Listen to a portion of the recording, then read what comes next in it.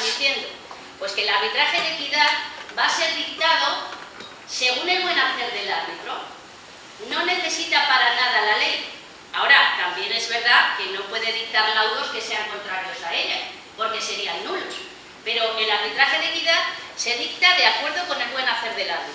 Por tanto, para ser árbitro de equidad no necesitamos mucho, solamente necesitamos dos requisitos básicos. Uno, tener capacidad de obrar como persona física, no estar incapacitado legalmente, ¿vale? Y el segundo requisito que necesitamos es conocer la materia, ser especialistas en. Por ejemplo, si yo fuera árbitro de equidad, soy mayor de edad, no estoy incapacitada legalmente, por lo tanto puedo ser árbitro de equidad. Pero el segundo requisito que necesito es conocer la materia por medio de la cual las dos partes del negocio jurídico que estamos realizando o que han realizado ellos, comprador y vendedor, me están colocando a mí como árbitro. Imaginaros que es un negocio jurídico sobre tornillos.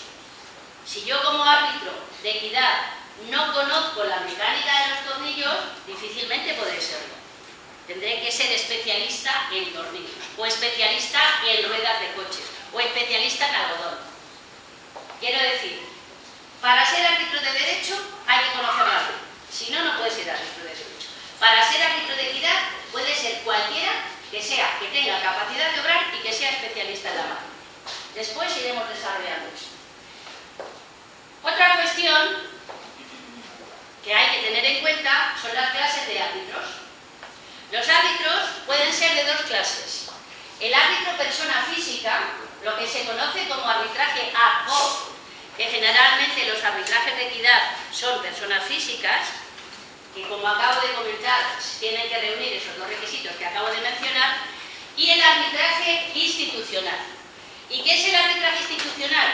Pues el arbitraje institucional es aquel por medio del cual las personas que han firmado ese negocio jurídico en el cual en el futuro pueden tener un problema, se van a someter a una institución para que esa institución actúe como árbitro. Pero claro, la institución es como si dijéramos los juzgados, salvando las distancias. Lo decimos en genérico, una institución. Esa institución tiene un reglamento y unos estatutos por medio del cual ella nos va a determinar los árbitros para resolver un futuro litigio. ¿De acuerdo? Normalmente, tanto en el comercio nacional como en el internacional, salvo en determinadas materias, se suelen elegir instituciones. ¿Por qué? Pues porque es más fácil a la hora de ejecutar un laudo, que ya hablaremos de ello, que lo tramitemos vía institución a que se tramite vía árbitro persona física. Pero luego hablaremos de eso. Otro punto importante del que os quiero hablar es la cláusula de arbitraje. La cláusula de arbitraje se conoce como cláusula de arbitraje, cláusula arbitral o cláusula compromisoria. Vamos a detenernos aquí un poquito porque esto es muy importante. Voy a hacer la comparación con los tribunales de justicia. Cuando en un negocio jurídico las partes tienen un problema o prevén que lo puedan tener, lo he dicho antes, si no llegamos a un acuerdo te demandan. Y todo el mundo tiene el derecho, se lo otorga la Constitución española y las leyes internacionales, a acudir a un juzgado a que le resuelvan un problema. Otra cosa es que gane o no gane, pero el derecho a acudir lo tenemos todos. Ahora bien, si las dos partes del negocio jurídico deciden renunciar a ese derecho, eso nadie se lo puede impedir. ¿Y qué es lo que hacen? Pues cuando las partes del negocio jurídico deciden acudir a una vía de arbitraje, renuncian al derecho a acudir a los tribunales de justicia. No sirve después decir, es que el laudo que dictó el árbitro no me gusta, no me interesa porque he perdido, me voy a los tribunales de justicia. No. Cuando estamos utilizando la vía del arbitraje, tenemos que conocer desde el principio que independientemente que ganemos o perdamos, hemos perdido el derecho a acudir a los tribunales de justicia, salvo en los supuestos en los que nos declaren el laudo nulo. Porque si se da el supuesto que nos declaran el laudo nulo, se retrotraen las actuaciones, volvemos hacia atrás y en ese caso sí que tendríamos el derecho a acudir a los tribunales de justicia. Explico esto detalladamente y despacito porque es bastante importante. Mirad, Si somos conscientes de que cuando queremos acudir al arbitraje estamos renunciando a acudir a los tribunales de justicia, esa renuncia tiene que ser expresa, tiene que constar por escrito. Y tiene que constar por escrito con la manifestación del consentimiento de las dos partes que intervienen en el negocio jurídico, lógicamente. ¿Qué es lo que estamos haciendo al manifestar ese consentimiento? Pues yo manifiesto junto con la otra parte de este negocio jurídico y los dos de mutuo acuerdo que no queremos acudir al Tribunal de Justicia, por la razón que sea. Y sin embargo, acudimos a la vía del arbitraje. Pero tengo que tener pleno conocimiento de las consecuencias que ese hecho tiene. Porque hay muchísimas personas que acuden al arbitraje sin saber muy bien dónde se están metiendo. Y cuando tienen un problema, pues efectivamente lo tienen. Ahora, si queréis, os cuento un caso para que os centréis un poquito en eso. La cláusula... ¿Perdón? Habla un poquito más. ¿Quién declara nulo el laudo? Vamos a ver, te voy a hacer un pequeño paréntesis y voy a explicar lo que es el laudo. Y ahora te contesto. Con vuestro permiso. Mirad, un laudo es un documento equivalente a una sentencia judicial firme. Las sentencias, sabéis, que son documentos o decisiones que dictan los jueces que se pueden recurrir o no. Cuando una sentencia no se puede recurrir, se convierte en sentencia firme. Y esa sentencia firme declarativa se puede después ejecutar por un juez. ¿Vale? Pues bien, los laudos son equivalentes a sentencias judiciales firmes. Con lo cual, cuando un árbitro nos dicta un laudo, tenemos que saber de antemano que no es recurrible, salvo los casos que recoge la ley en los que puedan ser declarados nulos. ¿Vale? Y ahora te contesto. ¿En qué casos declara la ley nulos los laudos? Pues dicho muy sencillamente, cuando no se ajustan a ella. O cuando un árbitro se sobrepasa en sus funciones. Os pongo un ejemplo real. Una señorita va a un taller a que le reparen el coche. En el taller tienen una pegatina de que ese taller se somete al arbitraje. Le reparan el coche, pero en lugar de reparárselo se lo estropean más. La señorita acude al arbitraje y reclama 800 euros que según su criterio y según documentación que demuestra le han causado de daños a ella. Se celebra el arbitraje y el árbitro dicta un laudo que dice que tiene derecho a que le reparen, a que le devuelvan, esos 800 euros, más 3.000 euros en concepto de indemnización por daños y perjuicios. Ella está contenta, claro, pero el taller no tanto. El taller dice, vamos a ver, si a mí yo he causado un daño de 800 euros y nadie está pidiendo 3.000 euros de daños y perjuicios, ¿por qué razón el árbitro se pronuncia? Recurre en ese laudo ante el Tribunal Superior de Justicia correspondiente. Si estamos en Madrid o en Guadalajara, sería el Tribunal Superior de Justicia de Guadalajara, solicitándole la nulidad del laudo. Y se recurre mediante lo que se llama ahora una acción de anulación del laudo. ¿Vale? Una vez que ese recurso está hecho, el Tribunal Superior de Justicia se pronuncia lógicamente declarando nulo ese laudo por exceso de competencias del árbitro. Porque al árbitro nadie le ha pedido que se pronuncie sobre los daños y perjuicios. ¿Lo veis? Pues eso es uno de los supuestos en los que se declara nulo el laudo. En este supuesto, esta señorita o el taller recuperan su derecho, por decirlo así, de acudir a los tribunales de justicia. ¿Por qué? Porque el sistema arbitral no vale. Ha sido declarado nulo todo el proceso y puedes, como decía la película aquella de Andrés Bercero, me parece que era, volver a empezar. ¿Entendéis un poquito la idea? Pues bien, cuando el laudo se declara nulo, insisto, se puede acudir otra vez a la vía del arbitraje, que no tendría mucho sentido, o a los tribunales de justicia. ¿Vale? Cerramos paréntesis. Volvemos a la cláusula arbitral. La cláusula arbitral tenemos que tener la plena conciencia de para qué la vamos a utilizar. En los procedimientos, en los negocios jurídicos, todos sabéis perfectamente que se pueden presentar problemas antes, durante y después. Si yo utilizo una cláusula arbitral tal y como la estoy diciendo y la firmo en el contrato de acuerdo con la otra parte, esa cláusula arbitral me sirve para resolver los problemas antes, durante y después, siempre y cuando esté bien puesta. Pero a veces, por las relaciones comerciales entre las dos partes o por lo que sea, no se prevén los posibles conflictos que se puedan plantear antes y durante. No se regulan solamente los conflictos de después. Cuando ya el negocio jurídico se ha cerrado y aparece el conflicto posterior, colocamos la cláusula arbitral. La hacemos después de que haya nacido el conflicto. En ese punto ya no se llama cláusula arbitral, se llama cláusula compromisoria.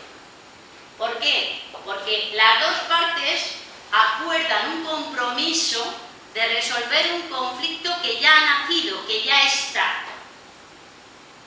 Lo que pasa es que aquí tenemos un problema. Mirad, cuando estamos negociando antes del conflicto la cláusula arbitral, las dos partes tenemos un interés común. Vamos a hacer un negocio jurídico y vamos a intentar resolverlo porque no hay ningún problema. Yo te quiero comprar algo a ti y tú me lo quieres vender a mí. Tenemos un punto común. Por lo tanto, podemos negociar, como el resto de las cláusulas del contrato, una cláusula arbitral. Lo más que puede ocurrir es que la otra parte diga, mira, yo no sé de qué va esto, no conozco cómo funciona el arbitraje, sí sé cómo funcionan los tribunales de justicia, más o menos, pero el arbitraje no. O bien me entero, o bien no quiero firmar la cláusula arbitral. Pero normalmente se entera y la firma. ¿Qué es lo que ocurre con esa cláusula arbitral? Pues que a lo mejor el conflicto no aparece nunca. Algunas veces me preguntan, ¿y en la cláusula arbitral tengo que comunicar a la institución o al árbitro que es árbitro en este conflicto? No. ¿Por qué? Porque a lo mejor esa cláusula arbitral en ese procedimiento no la vas a utilizar nunca, porque ese procedimiento no te da problemas, o mejor dicho, ese negocio jurídico no te da problemas. Por tanto, si lo colocamos antes, tenemos la cláusula arbitral ahí, lo dejamos ahí hasta ver qué pasa. Pero, si nos pasamos a la cláusula compromisoria, que es para cuando ya tenemos el problema, es fácil pensar que si yo intento convencerte a ti de que existe algo que es el arbitraje y no sabes de qué va, no te vas a dejar convencer. Porque a lo mejor piensas que es que te estoy engañando porque quiero ganar, o a lo mejor piensas que no quiero ir a los tribunales, etcétera, etcétera. Por tanto, si estamos o pensamos utilizar una cláusula compromisoria para después, tenemos que prever que es obligatorio que las dos partes estén de acuerdo. Y ahí vamos a tener un problema para que esas dos partes estén de acuerdo. ¿Vale? Resumiendo, cláusula de arbitraje. Podemos colocarla antes, durante o después. Y además, en cualquier documento. Hay algunas personas que tienen en la mente la idea de que si no aparece una cláusula de arbitraje en un contrato, pues no vale. Si la pones después, no sirve. ¿Por qué? Pues porque yo firmé el contrato en enero y me han colocado la cláusula de arbitraje en marzo. No es cierto, os acabo de hablar de la cláusula compromisoria. La cláusula de arbitraje, cláusula compromisoria, puede aparecer en cualquier documento, ofertas, presupuestos, facturas, cartas comerciales, en cualquier documento. El requisito para que sea válida es la firma, la manifestación del consentimiento de las dos partes. Lógicamente, si no está firmada, se convierte en lo que conocemos como papel mojado. Yo no me puedo comprometer contigo si tú no quieres. Tú no te puedes comprometer conmigo si yo no quiero. La manifestación del consentimiento es muy importante. Y esa manifestación del consentimiento se realiza por escrito. ¿Vale? También un poco la picaresca es, bueno, y yo voy a realizar el consentimiento por escrito, pero no voy a utilizar mi firma. Utilizo un visé y luego si tengo problemas, pues digo que como no es mi firma, pues yo no he firmado esto, por lo tanto no asumo ningún tipo de responsabilidad. En esos casos, lógicamente, si hubiera que demostrar quién ha firmado ese, quién ha firmado ese documento, tendríamos que acudir a los peritos. Pero pero realmente eso sería un ardid legal para retrasar el procedimiento.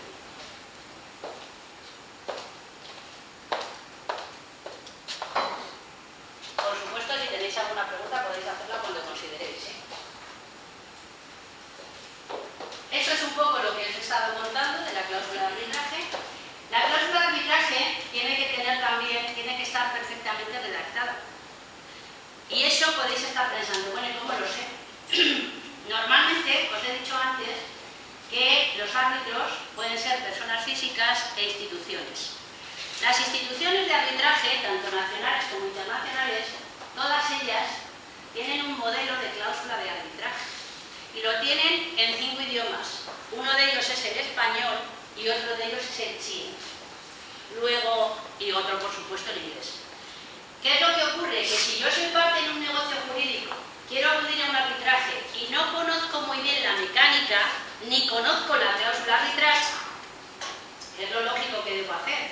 Acudir a la institución a la cual me vaya a someter, pedirle su reglamento y sus estatutos, y en ese reglamento y en esos estatutos, entre otras cosas, me viene el modelo de cláusula de arbitraje.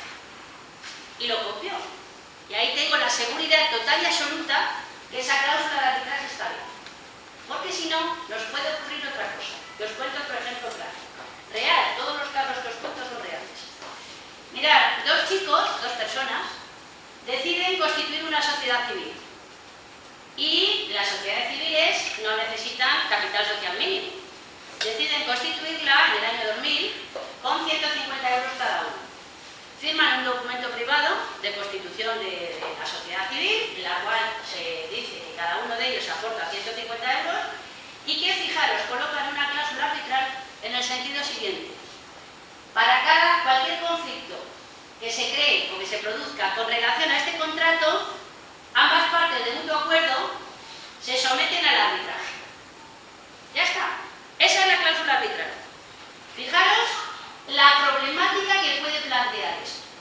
La empresa empieza a funcionar, pero como pasa en todas las empresas, cuando no ganamos dinero tenemos los dos interés para que esto salga adelante, pero cuando se empieza a ganar dinero, tú trabajas menos que yo y ganas más, o yo trabajo más que tú y gano menos. Empiezan los problemas. Se pelean los socios. A todo esto habían pedido un crédito a varios bancos por 90.000 euros. Y de ese crédito habían sido avalistas los padres de uno de ellos. ¿Vale? Pues se pelean los socios y el socio, que lógicamente sus padres han avalado la operación comercial, le llama al otro y le dice, oye, vamos a solucionar esto por medio del arbitraje, que tenemos la cláusula arbitral aquí. El otro, como podéis pensar, no quiere saber nada del tema, se le requiere varias veces para que acuda al arbitraje y no acude al arbitraje. Tenemos una cláusula arbitral mal puesta y tenemos un conflicto y tenemos un señor que no sabe cómo resolverlo. ¿Cuál es la consecuencia? Pues la consecuencia es que con esa cláusula arbitral no podemos ir a ningún lado. ¿Por qué? Porque no tenemos institución. No hemos dicho quién va a ser competente para resolver ese conflicto. Además, no podemos llamar al otro señor, le llamamos y no nos hace caso, por lo tanto no podemos modificar la cláusula arbitral de mutuo acuerdo. Nos encontramos en un punto muerto. ¿Qué es lo que haréis?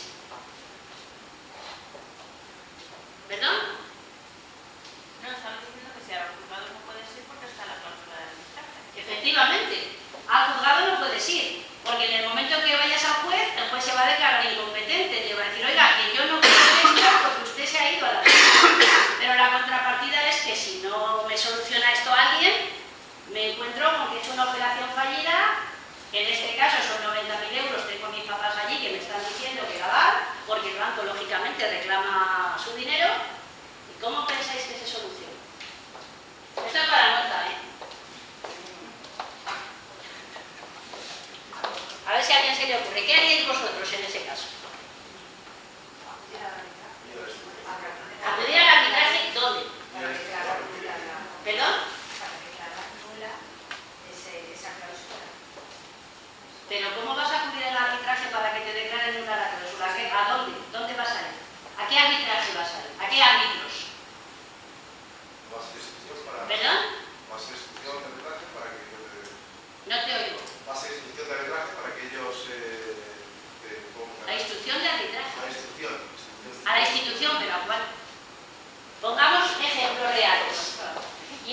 imagínate o imaginaros que se acude a la institución de arbitraje del Colegio de Abogados de Guadalajara. El Colegio de Abogados, la Corte de Arbitraje del Colegio de Abogados, ¿qué va a decir? ¿Usted a qué viene aquí? Yo no tengo competencias para esto. Te vas a otra Corte de Arbitraje, a la Corte de Arbitraje de la Cámara de Comercio de Guadalajara. Te va a decir lo mismo. ¿Qué vas a hacer? ¿Vas a ir picoteando todas las Cortes de Arbitraje? No tiene sentido. La otra opción que tienes es asumir que te has equivocado y decir, bueno, pues la próxima vez espabilo, esto lo doy por perdido y a otra cosa. Pero hay una tercera opción, porque esa segunda no le gusta a nadie. La tercera opción, ¿cuál es?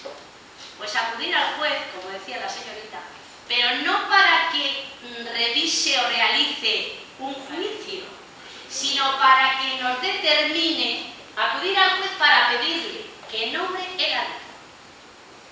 Es decir, yo acudo al juez, pero no para que usted, juez, me celebre un juicio en el que gane o pierda, porque no puede. Acudo al juez para que me auxilie en el sentido de que me nombre árbitros.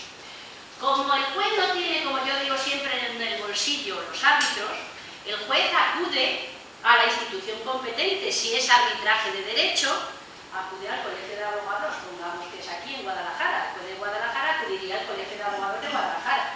El Colegio de Abogados nombra árbitros, que nombra 3 árbitros, y se lo remite al juez. Siguiente paso. El juez llama a los 3 árbitros, uno a uno. El primero, si acepta el cargo, empieza el procedimiento. Pongamos que no lo acepta, rechaza el cargo. Segundo, si acepta el cargo, empieza el procedimiento. Pero para que lo veamos, el segundo tampoco acepta. Tercero, el tercero tiene obligación de aceptar el cargo. Tiene obligación. Por supuesto, los otros 2 que no han aceptado pasan a la lista al último lugar de árbitros del colegio correspondiente, ¿vale? Y una vez que este tercer árbitro ha aceptado el cargo, jura el cargo y tiene la obligación de notificar a las partes que es árbitro. Luego ya hemos solucionado el problema de esa cláusula mal puesta. Pero fijaros, ahora seguimos con el procedimiento. Fijaros el problema que hemos creado, las 2 partes sin saber. Al poner esa cláusula arbitral mal puesta, el arbitraje, una de las características o de las ventajas que tiene frente a los procedimientos judiciales es el dinero, económica, y el tiempo. Los laudos arbitrales hay un plazo máximo para dictarlos de 6 meses. Y luego hay una prórroga de 2 meses más, por si acaso el árbitro considera un procedimiento muy complicado y necesita 2 meses más. Pero si no es así, el árbitro tiene la obligación de dictar un laudo arbitral en un plazo máximo de 6 meses. En realidad se están dictando en 2, pero la ley dice 6, ¿vale? Pues bien, esas 2 personas que pusieron la cláusula arbitral tenían en la cabeza su resolución en 6 meses, pero como no lo habían hecho bien, el hecho de acudir al juez para que el juez nombre el árbitro, ya se han pasado más de esos 6 meses. Llegados a este punto, cuando el árbitro jura el cargo y notifica al demandante y al demandado futuros, porque todavía no hay demanda, que él es el árbitro, el demandante tiene que hacer una demanda de arbitraje. Que aquí metemos un poco, aunque no sigamos las transparencias, pero por cuestiones de tiempo y demás voy a irlo enlazando, el procedimiento. El procedimiento de arbitraje comienza con una demanda. El procedimiento en los tribunales de justicia civiles, no penales, yo hablo de los civiles, también comienza con una demanda. ¿La diferencia cuál es? Pues que en el arbitraje la demanda es muy sencilla. Solamente puede constar de muchas cosas más, pero lo básico son 3 cosas. Primero, identificación de las partes. ¿Quién es el demandante y quién es el demandado? Segundo, ¿cuál es el problema? ¿Por qué le estoy demandando o me estás demandando a mí? Y tercero, ¿qué es lo que pido? Lo que pido es que me devuelvan la mercancía, que me den una indemnización, que me den dinero, lo que sea. Esa demanda tan sencilla no necesita ni abogado ni procurador. Por lo tanto, abarata costes, ¿vale? En los tribunales de justicia es otra cosa. Necesita abogado y procurador, siempre que sea superior a 6.000 euros en España, que luego fuera es otra historia, porque fuera hay países en los que necesitamos los abogados, no abogado y procurador. En los países que tienen el derecho anglosajón se necesitan los abogados. Además de eso, hay que pagar en España también lo que está de moda ahora, que son las tasas, que habréis oído hablar de ellas, abogado, procurador y tasas. Y una vez que están introducidas las dos demandas, se tiene que notificar a la otra parte. Pues bien, en el arbitraje, en el momento en el que el demandante introduce esa demanda, el árbitro tiene el plazo de 6 días para estudiarla, para decidir, dicho en términos para que todo el mundo me entienda, para decidir si es viable o no. En términos jurídicos sería para decidir si se admite a trámite o no. Yo árbitro, me estudio esa demanda y puedo decir, esta demanda está puesta, pues por lo que yo llamo cuestión de cabezonería. Aquí las partes no llegan a un acuerdo y la ponen por poner algo, no la admito a trámite. En ese caso, sí se puede acudir a los tribunales de justicia, ¿vale? Segundo, en el caso que os estoy contando en el ejemplo, es una demanda real porque hay un problema, la admito a trámite.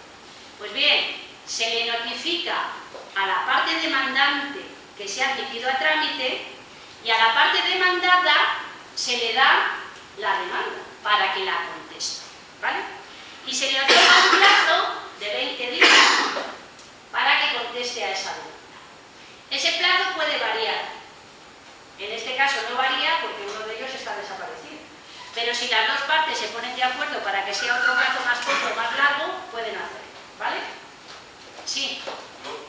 Una pregunta por curiosidad. En caso de que la cláusula del arbitraje esté redactada remitiendo al tribunal o a la institución competente y haciendo los requerimientos a la otra parte y que esta no aparezca, ¿cómo actuar? ¿Puede dictar el laudo en esta parte?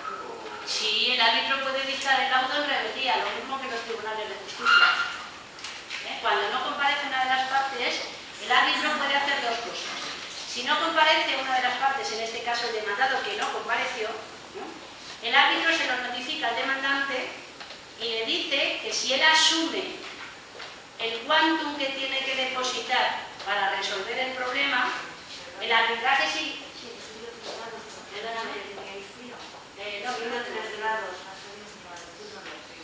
Si se dice sí o ahora, Yo desde luego estoy bien, no sé cómo está el resto de días. ¿Estáis viendo?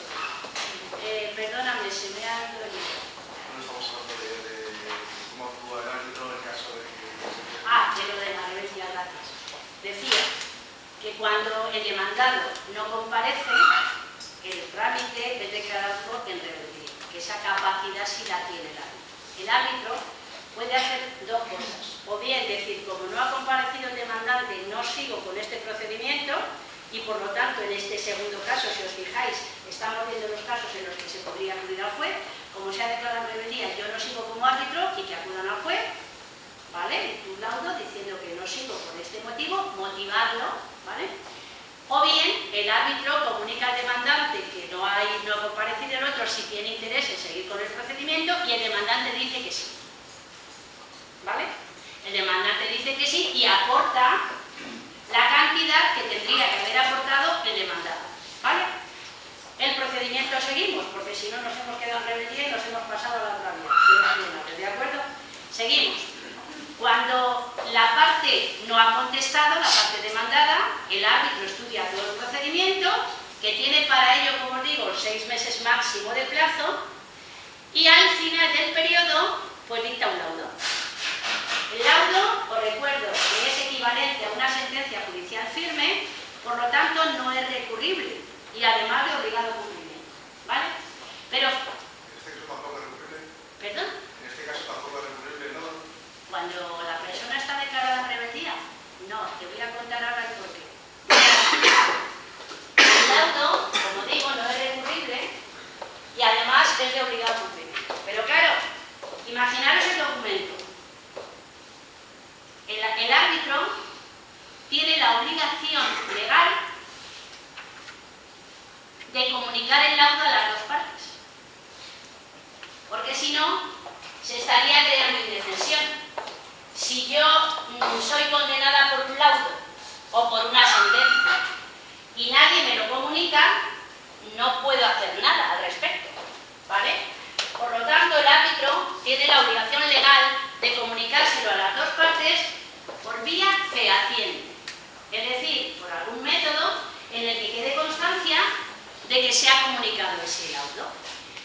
que yo hago como árbitro?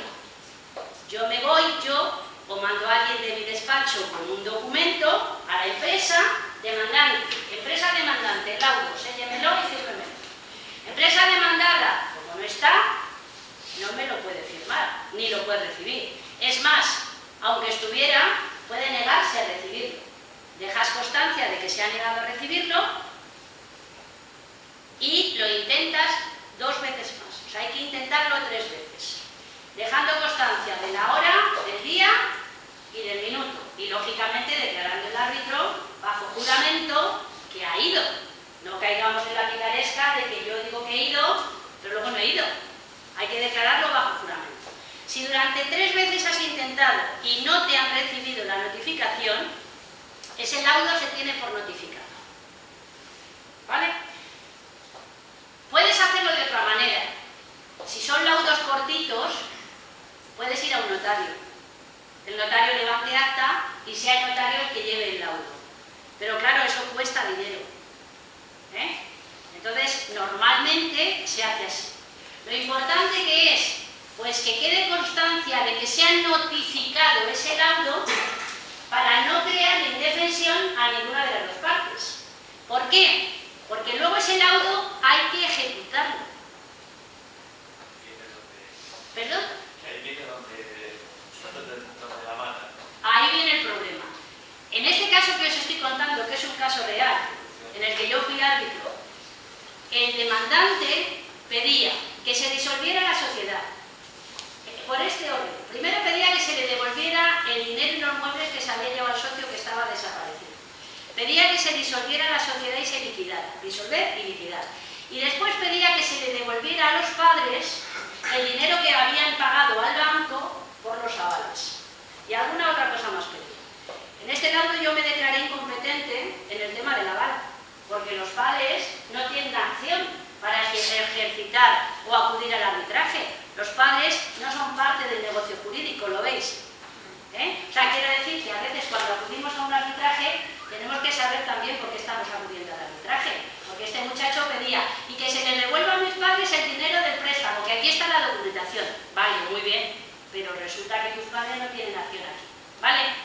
Entonces, llegados a este punto, yo notifiqué el laudo a las 2 partes, dejé constancia de las 3 veces que habíamos ido y me olvidé del tema.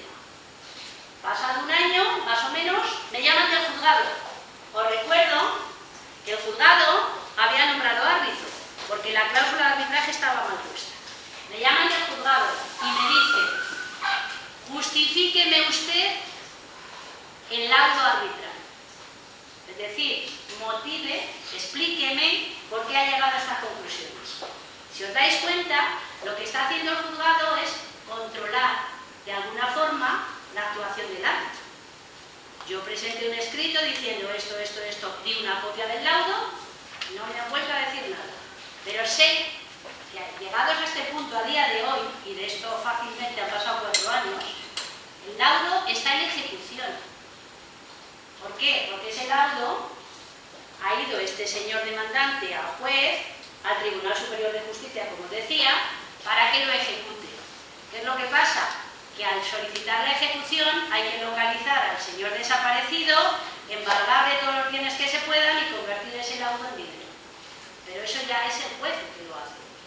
Yo siempre cuando explico este caso digo lo siguiente: si a este señor se me ocurre o se le ocurre a alguien decirle vete al arbitraje, que es un sistema maravilloso que se resuelve en 6 meses, seguro que monta en cólera y dice no, eso no es cierto. Pero no es que no sea cierto, es que él se ha equivocado. Es que él lo ha hecho mal desde el principio. Entonces, fijaros la importancia que tiene el colocar una cláusula arbitral bien puesta.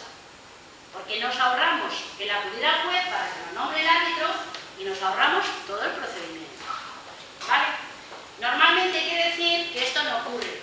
Esto es una excepción que yo si os vengo aquí os cuento que todo es muy bonito, pues lógicamente diríais que ¿qué hacemos aquí, no? Os cuento las problemáticas que se plantean. Y este caso a mí me gusta exponerlo porque creo que da idea de cómo nos podemos equivocar en el arbitraje. Entonces, el arbitraje, si la cláusula de arbitraje se hace bien y uno se asesora bien, se resuelve en un periodo máximo de 6 meses. Y además las dos partes, cuando están aceptando el arbitraje, saben que el laudo es firme y de obligado cumplimiento. Saben que tienen que cumplirlo. Después, si no lo cumplen, forzosamente hay que ejecutar ese laudo, ¿vale? Los laudos son como las sentencias firmes, pero declarativas. Una sentencia declarativa es que un juez declara que tengo derecho a algo, pero no lo ejecuta hasta que yo se lo pida. El laudo es eso. Un laudo, un árbitro declara que yo tengo derecho a algo, pero el árbitro no tiene capacidad de ejecución. La ejecución hay que pedírsela al juez, ¿vale? Por tanto, si conocemos cómo funciona el arbitraje, procuraremos que ese acuerdo se cumpla en el periodo máximo de 6 meses. ¿Alguna cuestión que tengáis? Sí, le pregunto, en este caso concreto, usted se declaraba incompetente solamente en la parte del aval. El resto imagino que... Sí, yo si queréis ya os cuento el caso concreto. Claro, es que y una segunda pregunta. Los padres, lógicamente, si quisieran resarcirse de que nadie hubiera causado contra las mujeres, contra ambos. Lógicamente, muy buena pregunta, porque fijaros, las sociedades civiles en realidad no existen, porque los responsables de esas sociedades son los socios. Luego, claro, son las personas físicas. Luego, esta persona física, este señor demandante, pedía que se le devolviera el aval del dinero que habían contraído el compromiso de los padres con el banco a los padres. Pero él no tenía acción para pedir eso. Y por otra parte, como en la sociedad civil no existe, porque la responsabilidad social es de los socios, debería haber pedido que los padres instaran un procedimiento judicial. Los padres aquí no tenían acción. Luego, en ese punto, yo lógicamente me declaré incompetente. Primero, porque la sociedad civil como tal no existe, no tiene responsabilidad y la tienen los socios. Y segundo, porque los padres no tienen acción para el arbitraje, porque no había ninguna cláusula de arbitraje firmada. Ahora me ha venido a la mente otro caso que os voy a contar ahora. ¿Alguna pregunta? ¿Sí? En este caso sería como acreedor solvens, el padre sería... ¿Como acreedor, perdón? Solvens, como dice... Es que no me llega muy bien el sonido. Había solucionado la deuda de la sociedad. ¿Quién? El padre. No, vamos a ver, vamos a ver. El banco había cobrado y lo había pagado el banco. Sí, eso es, claro, el banco presta un dinero, Sí. con unos plazos, como todos sabéis, para devolverlo, que eso es público y notorio. En el momento en que no cumples un plazo, 2 o 3, el banco te dice, págame. Exacto. O sea, ejecutan el aval y el padre paga.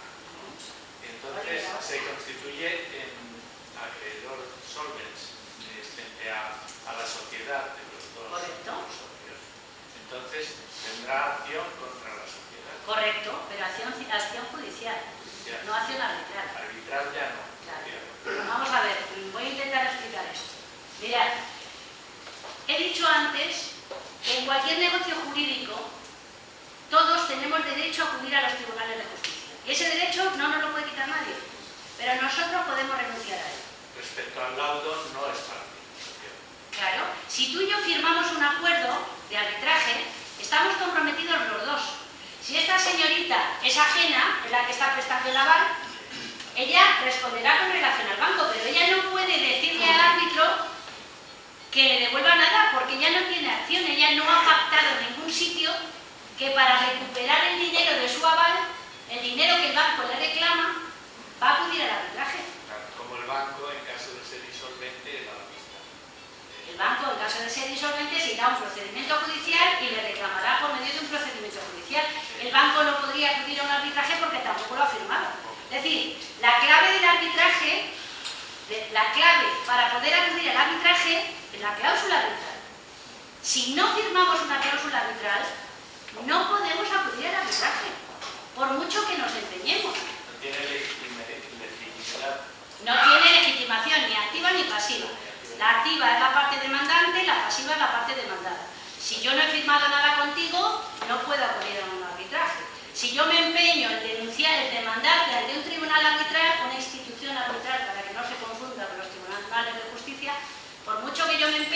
Cuando el árbitro recibe la demanda, me dirá, oiga, documentación donde figure la cláusula de arbitraje.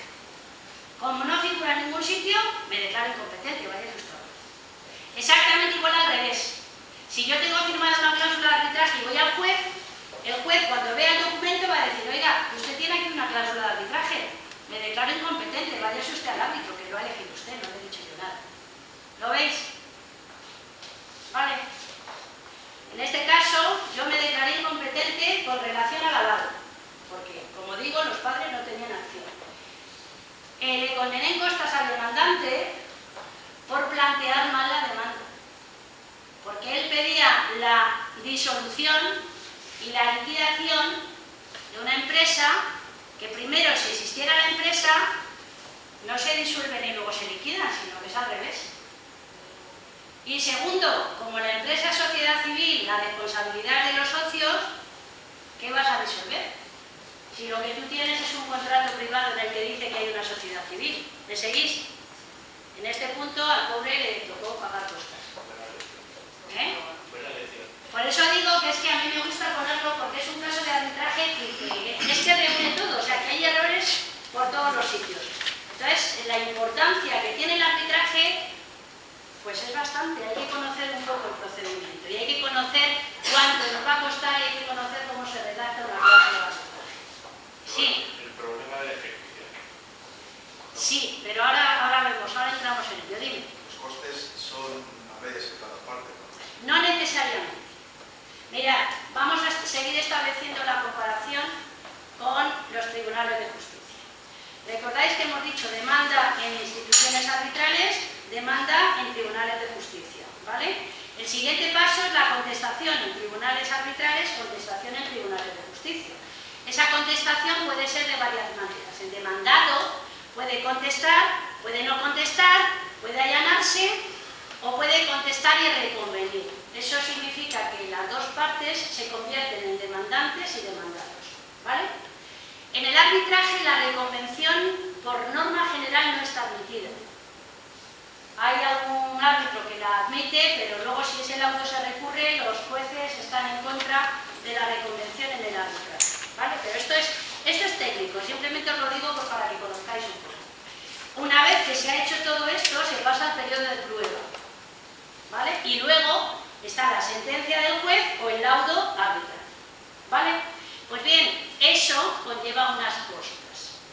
En el procedimiento de arbitraje, como ya he dicho antes, que no necesitamos ni abogado ni procurador, ahora bien, si alguna de las dos partes o las dos quieren llevar a su abogado, pueden hacerlo perfectamente, nadie se lo impide, pero eso va a incrementar el gasto, ¿vale? Sin embargo, los tribunales de justicia, siempre que estamos iniciando un procedimiento judicial de más de 6.000 euros en España, es obligatorio la figura del abogado y la figura del procurador. Y a partir de noviembre, que creo recordar, octubre del año pasado, apareció en España el concepto de tasas judiciales. Con lo cual, antes de interponer la demanda, hay que pagar las tasas judiciales que se corresponden o que constan de dos parámetros, de dos montantes, uno fijo y otro en porcentaje. Con lo cual, eso también nos incrementa el gasto en un procedimiento judicial, ¿vale? Pues bien, una vez que hemos hecho eso, entre el arbitraje se le pide a las dos partes, y ahora te contesto, una provisión de fondos, que la pide el árbitro, que puede ser igual para las dos partes, pero también puede ser desigual. ¿En función de qué? Pues en función de la aparente razón que tenga una de las partes sobre la otra. A ver, en este caso concreto, yo les pedí a los dos el mismo importe. Y el demandado no compareció, como digo, se le declaró rebeldía, y la otra parte sí que aportó su parte, sí para la redundancia. Cuando el demandado no compareció, yo le notifiqué a la otra parte, al demandante, que no había comparecido, que aportara la parte del demandado y la aportó. Entonces, una vez que eso se sigue el procedimiento y se dicta el laudo, como os contaba antes, este laudo está en ejecución. Luego esta persona, el demandante, tiene derecho a recuperar esas cantidades que aportó en nombre del otro, ¿vale? Pero a veces el árbitro, cuando estudia el procedimiento, piensa que tiene más razón el demandante que el demandado, con lo cual el importe puede variar. O que tiene más razón el demandado que el demandante, o que no tiene razón ninguno. Si piensa que no tiene razón ninguno, devuelve el tema, no lo arbitra.